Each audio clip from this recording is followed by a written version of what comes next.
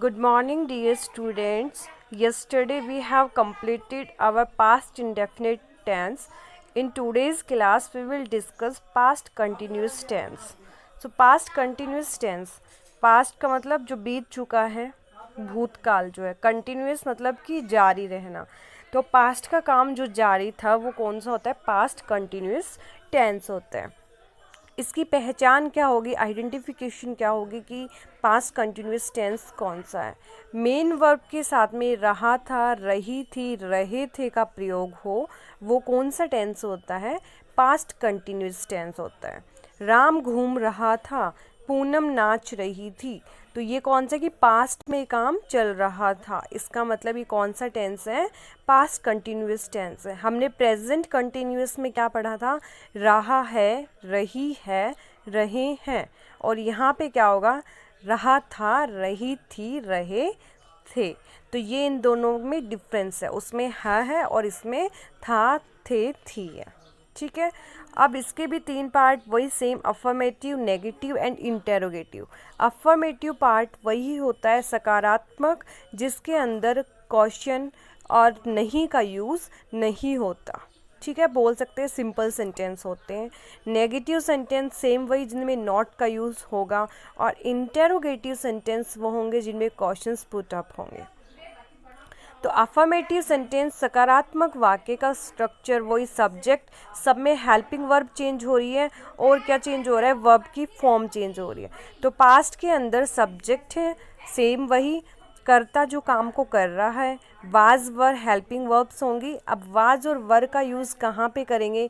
जैसे हमने पहले भी हैज़, हैव, डू, डज कि कौन सा सब्जेक्ट के साथ में कौन सी हेल्पिंग वर्ब लगेगी, ऐसे यहाँ भी है. वाज कहाँ पे लगेगा, वर कहाँ पे लगेगा, ये बताऊँगी अभी. वर्ब की फर्स्ट फॉर्म के साथ आईएनजी होगा, क्योंकि काम क्या है? कंटिन्यू है, जारी है, तो उसके साथ हम क्या लगाते हैं? आईएनजी लगाते हैं वर्ब की फर्स्ट फॉर्म के साथ. एंड लास्ट में क्या होगा? ऑब्जेक्ट होगा. ठीक है. तो अब वाज लगेगा सिंगुलर सब्जेक्ट्स के साथ में, जैसे ही, सी थर्ड पर्सन सिंगुलर है, तो इनके साथ में क्या लगेगा? वाज लगेगा.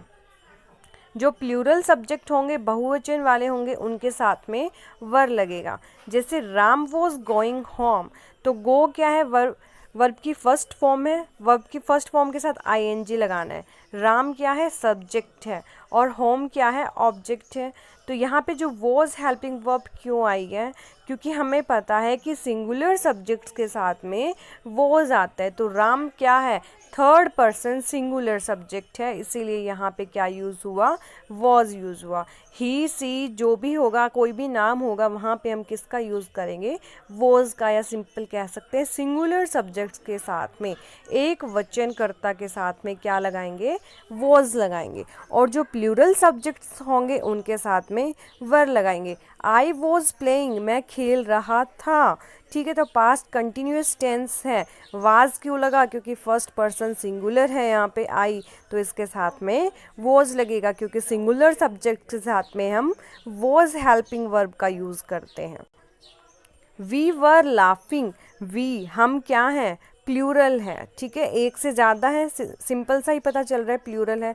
तो वी वर लाफिंग, हम हंस रहे थे. तो यहाँ पे वी तो क्या हो गया? सब्जेक्ट हो गया. लाफ हो गया वर्ब, इसके साथ में आईएनजी लग गया, लाफिंग बन गया. और वर्ब हेल्पिंग वर्ब कौन सी लगी? वर लगी, क्योंकि प्लूरल सब्जेक्ट्स है यहाँ पे. ठीक है. ये तो था हमारा अफर्मेटिव सिंपल सेंटेंस, सकारात्मक वाक्य. नेगेटिव सेंटेंस नकारात्मक वाक्य. सेम ऐसा ही होगा, बस क्या होगा? यहाँ पे नॉट का यूज़ हो जाएगा. सब्जेक्ट होगा, हेल्पिंग वर्ब सेम रहेंगी, was were, not. Helping verb के जस्ट बाद में हम नॉट का यूज़ करेंगे. वर्ब की फर्स्ट फॉर्म प्लस में आईएनजी प्लस में object. I was not playing, मैं नहीं खेल रहा था. तो कंटिन्यूस का ही कि मैं उस टाइम नहीं खेल रहा था. तो आई सब्जेक्ट हो गया, वॉज वही सिंगुलर के साथ में यूज़ हेल्पिंग वर्ब है, नॉट नहीं खेल रहा था, प्ले वर्ब, और आईएनजी वर्ब के साथ कौन सी वो लगाएंगे? आईएनजी लगाएंगे. वी वर नॉट प्लेइंग, हम नहीं खेल रहे थे. तो वर क्यों आया? क्योंकि यहाँ पे वी क्या है? प्लूरल सब्जेक्ट है. ये था नेगेटिव सेंटेंस का part, identification, subject, was were helping verb, was were helping verb के जस्ट बाद नॉट, वर्ब की first form ING and object. उसके बाद हमारा आता है इंटेरोगेटिव पार्ट। तो इंटेरोगेटिव सेंटेंस जिसमें क्या हो, पर्सन पूछा जाए, स्ट्रक्चर क्या होगा, WH फैमिली, क्या, कब, किसने, व्हेन, वेयर, व्हाट, ये जो भी, हाउ, ये सब किसके अंदर आएंगे, WH फैमिली के अंदर आएंगे। वॉज वर्ब, सब्जेक्ट, नॉट, अगर क्वेश्चन में नॉट है तो वर्ब की फर्स्ट फॉर्म प्लस में आईएनजी, ऑब्जेक्ट, और ऑब्जेक्ट के साथ क्या होगा, क्वेश्चन मार्क होगा।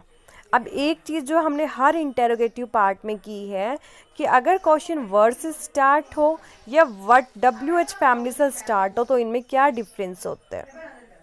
तो अगर क्वेश्चन हेल्पिंग वर्ब से है तो उसमें तो क्या होगा, हम आंसर येस और नो में दे सकते हैं। लेकिन अगर WH फैमिली से कोई क्वेश्चन स्टार्ट है, कब खेल रहे थे, कहाँ खेल रहे थे, कैसे खेल रहे थे, किसके साथ खेल रहे थे, तो वहाँ पे हमें प्रॉपर आंसर देना पड़ता है।